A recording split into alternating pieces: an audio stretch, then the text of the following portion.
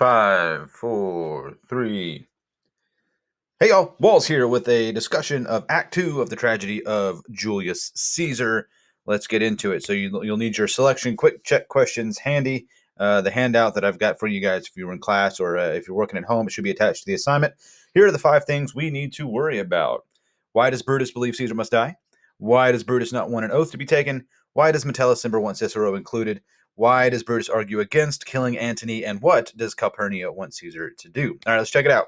So the thing we talked about in class is Brutus says right here, it must be by his death. And we talked about options. I mean, think about times we've read stories where characters made pretty significant choices that obviously had a lot to do with the plot. But what if those choices had been different? You know, did Mary have to do what she did to Patrick? Did Tom Benecki have to go out on the ledge and risk his life for that piece of paper? Did George have to do what he did to Lenny?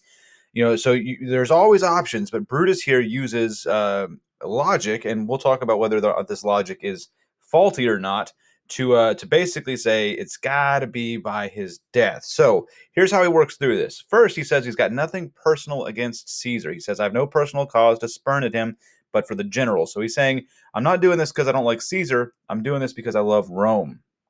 And he says, if he becomes king, he could abuse his power. He would be crowned. How that might change his nature, there's the question. It is the bright day that brings forth the adder, and that craves weary walking. Crown him that, and then I grant we put a sting in him that he may use to do danger with. So he's talking about here, this is kind of the first time he compares Caesar to a snake, and obviously you want to be careful around a snake. And he says, you know, crown him that, we put a sting in him that at his will he may do danger with. And that's the thing. It says he may do danger with it. He makes a remark here about the trouble with power, or power becomes a problem rather when or remorse is removed from power. All right, let's get this right. So power is a problem when those in power have no remorse. So think about that. If you have an absolute ruler, somebody who controls all aspects of the government, and they don't feel sorry about stuff, they have no empathy, they have no ability to feel bad about what they're doing, that could cause problems, right? But he says he's never seen Caesar act this way. To speak truth of Caesar, I've not known his affections, or when his affections swayed more than his reason. So he's kind of basically going back and forth here. He's saying, like, I don't think Caesar, you know, I've never seen Caesar behave this way, but he says it's a common proof that lowliness is young ambition's ladder, whereto the climber upward turns his face, but when he once attains the utmost round, he then unto the ladder turns his back, looks in the clouds, scorning the base degrees by which he did ascend. So we kind of compare this to, you know, if you're like literally climbing a ladder, you get to the top, you're like, yay, I did it. And then you turn around and look at the people who are climbing up after you, or the people that helped you get where you are, and you forget about them. You kick the ladder down and move on.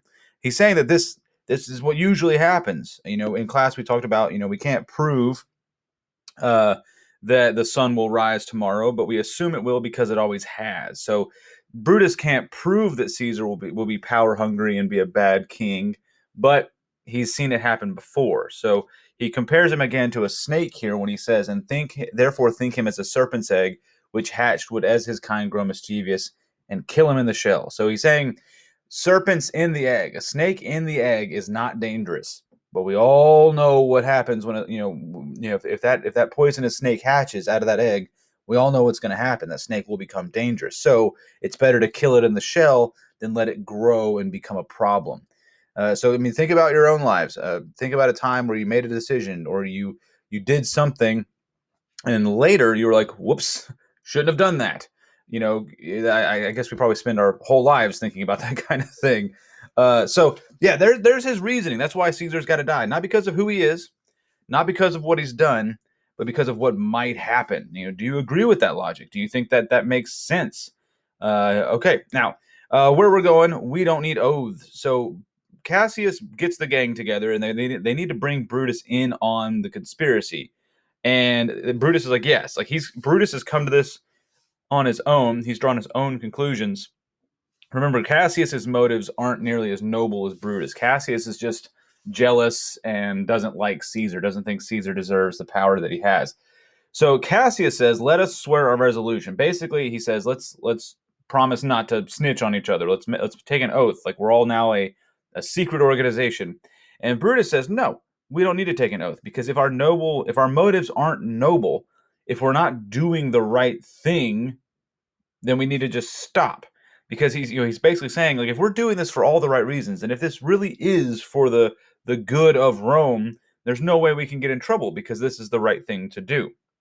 So that's why Brutus says we don't need to take an oath. We don't need to swear to each other our loyalty, because they're not loyal to each other. They're loyal to the good thing that they are doing. All right, now they're still building the conspiracy here. So, and this again kind of goes back to motives, kind of goes back to what Brutus is trying to accomplish.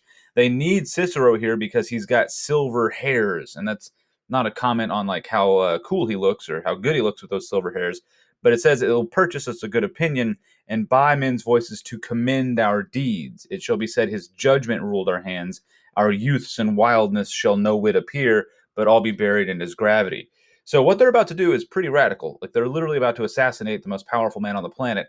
And without Cicero, without his age and wisdom, people might assume that the people that killed Caesar just did it because they are young and rash, and they hadn't thought this through.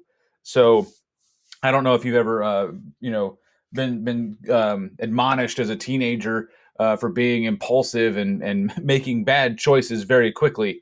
But yeah, we tend to put that on people who are young. I guess that's why they put those all those toys and stuff on like the checkout aisles at Walmart and Kroger, for all the little kiddos, because they're young and impulsive. So Metellus is basically saying we need Cicero because if his age and wisdom will show people that we're serious, we've thought this through, we're not just acting impulsively. All right, now this is it's weird to me how Brutus, the kind of the mental gymnastics Brutus goes through to justify what he's doing here. So Cassius says we need to kill Antony as well, because Antony is he loves Caesar, Caesar loves him, and he's a shrewd contriver. His means, if he improved them, may well stretch so far as to annoy us all. That's kind of a funny way of saying basically like Antony knows what he's doing, and if he gains more power after the death of Caesar, he'll be able to use his power and his smarts to come after us. And Brutus is like, no, no, no, no, no. If we cut off the head and then hack the limbs, that doesn't look good. And that's kind of a gruesome image to put in your head. But basically, he's saying Caesar is in control here. And if we kill Caesar, the limbs, the rest of Caesar's body is no threat to us. So there's no need to kill Antony with Caesar. Now he goes to he kind of takes it further here too. He I don't know. This is really weird. He says, "Let's carve him as a dish fit for the gods." Basically, he's saying we're doing this out of love. We're being nice murderers here. We're not murdering Caesar out of rage, out of because we're angry with him. We're not doing this out of wrathfulness. We are killing him because he's going to become too powerful and it will be very, very bad for Rome, and we love Rome. So when we kill Caesar, we're going to do it with respect, I guess. So I don't think Caesar really cares about like how they did it. It's just the fact that they did it. So again, Brutus is kind of going through some mental gymnastics here to make it okay for them to do what they're doing. Remember, Brutus is motivated explicitly by doing what's best for Rome, or what he thinks is best for Rome, and acting in a way that people believe is noble or honorable. Okay, now I don't have any of Calpurnia's dialogue here, but in this act, in Act 2, we do see some important interaction between Brutus and his wife Portia, and Calpurnia and her husband Caesar. So the Brutus and Portia stuff, Portia loves her husband. She can tell that he's upset, he's worried, he's not acting like himself, and she's just very, very concerned for him, and she wants to prove that she's a wife worthy enough to know his secrets. Now, Calpurnia's interaction with Caesar is a little different. Calpurnia has a bad dream. Calpurnia dreams that there is a statue of Caesar, and out of Caesar's statue, there are like fountains of blood just like pouring out from all over the place. And there are Romans who are bathing their hands in the blood that is pouring out of Caesar's statue. And she sees that as a sign, an omen that things are about to get very bad for Caesar. Now, Decius here is a member of the conspiracy, and Caesar's telling him, like, hey, I'm not going to show up for work tomorrow. So, my wife really wants me to stay home. She had this bad dream. And, so don't, that's none of anyone's business, but I'm just telling you so you don't think I'm like, just playing hooky or something. And so Bodicius knows, like, he's part of the conspiracy. He's got to get Caesar to to the capital so that they can murder him. So if Caesar stays home, the plan doesn't work out. So Decius does something real smart here.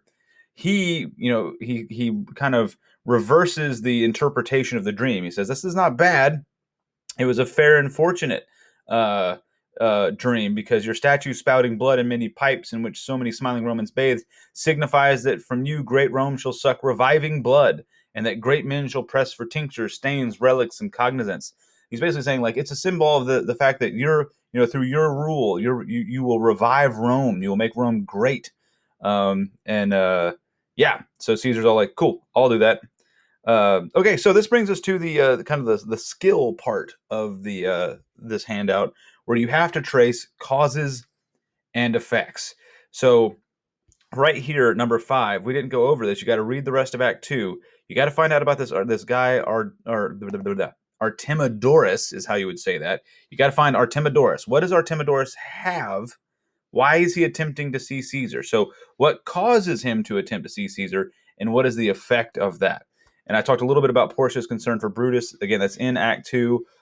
Find that, and why is she concerned for Brutus? What's the effect of her concern for Brutus? That's the key thing for this exercise. You have to give me what causes Calpurnia to ask Caesar not to go to the forum, and what is the effect of that? What causes Cassius and the conspirators to visit Brutus, and what is the effect of that? So don't forget, each one of these should have 2 specific events. And then this down here is just kind of see if you can put all of that in a kind of a paragraph. Summarize the sequence of cause and effect event, the sequence of cause and effect events, and the final effect. So kind of run through Act 2, Scene 2, and kind of summarize, like, why did certain things happen and what was the effect of those things happening. We'll go over these in class on Monday to make sure you got the idea. Okay, there is The Tragedy of Julius Caesar, Act 2. Hope you guys have a good one, and let me know if you have any questions. Get these handouts turned in. We'll turn these in on Monday, or you can do them on the formative assignment that I've got set up for them. And don't forget to answer the questions 1 through 7, I think it is, at the end of Act 2, the critical thinking, or the respond and think critically questions. All right, thanks for watching this rambling video about the tragedy of Julius Caesar. We'll see you next time.